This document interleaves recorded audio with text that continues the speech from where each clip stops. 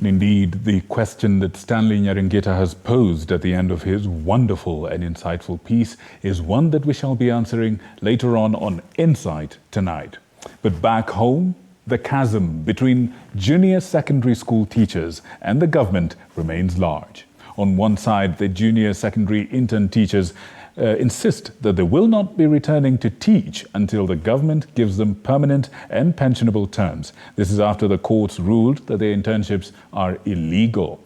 And on the other, the government, who is urging the interns to remain patient as they are to be absorbed after teaching for 2 years. Will they bridge the gap? Kisewa Emery with that report. The dire situation in the education sector might persist as thousands of grade 7 and 8 students in public schools nationwide face paralysis for a second week in a row due to the ongoing strike by junior secondary school teachers. JSS Intern Teachers in Nairobi staged massive demonstrations in the Central Business District, including outside the Teachers Service Commission headquarters. We need permanent and pensionable jobs. Again, we also want compensation for the times we have worked, because the court termed our engagement with the TSC as an illegal activity. Their rallying cry echoes loudly. 46,000 JSS teachers are poised to flood the streets of Nairobi next week, continuing the push for permanent and pensionable terms from the government. Hatutoki hapa, tutalala hapa kwa next week. National demonstration, watu wote hapa. 46,000 interns watakuja hapa.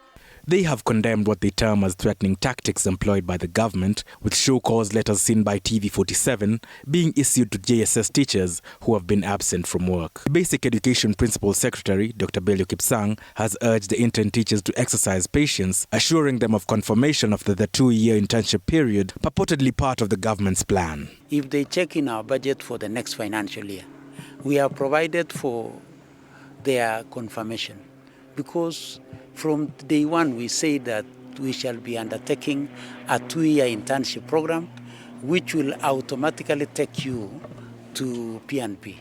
So for sure, they are just jumping the gun. If they are slightly patient, then they will have arrived where they were going to.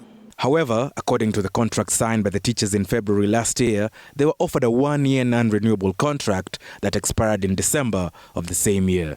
The deadlock persists even as the Kenya Union of Post-Primary Education Teachers (GOPET) petitions the TSC, National Assembly and the Treasury to resolve the impasse. Kisewa Emery, TV47.